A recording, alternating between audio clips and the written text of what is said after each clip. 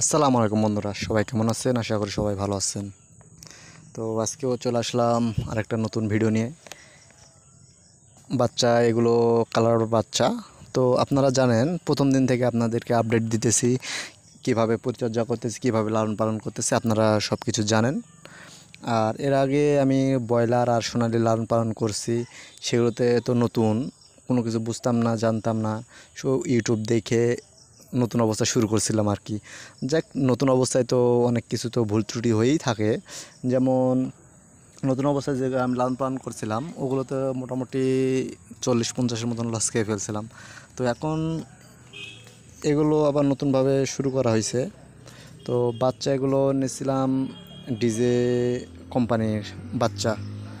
আর বাচ্চার রেট নিচে 35 টাকা পিস। আর খাবার খাওয়াচ্ছি নাহার।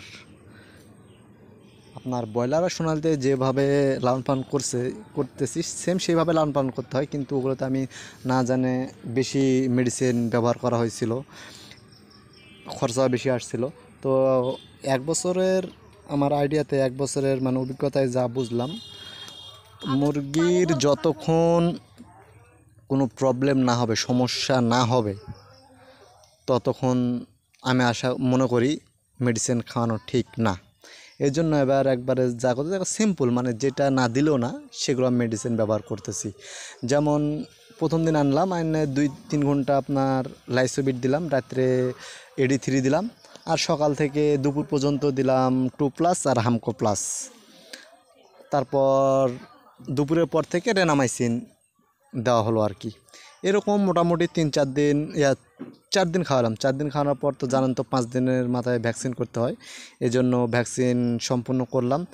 ভ্যাকসিন কিন্তু যে যাই বলুক, সেম পদ্ধতিতে ভ্যাকসিন 5 দিনের মাথায় করতে হয়, 12 দিনের মাথায় করতে হয়, 17 দিনের মাথায় করতে হয়, আর 22 দিনের মাথায় করতে হয়। আর আমার অভিজ্ঞতায় যতটুক বুঝতেছি, জানতেছি, ডিলারের কথা মতো কোনো সময় মেডিসিন ব্যবহার করা যাবে না। কী জন্য? নিজে বুঝে, যেগুলো বড় বড় খামারি তাদের থেকে পরামর্শ নেওয়ার পর মেডিসিন ব্যবহার করতে হবে। এই জন্য আমি এবার তাই করছি, যেহেতু কালার বাট লালন পালন করে নেই, তো সবার থেকে আমি পরামর্শ নিয়েছি। পরামর্শ নেওয়ার পর এবার একবারে সুন্দরভাবে গুছায় সব কিছু করতেছি লালন পালন।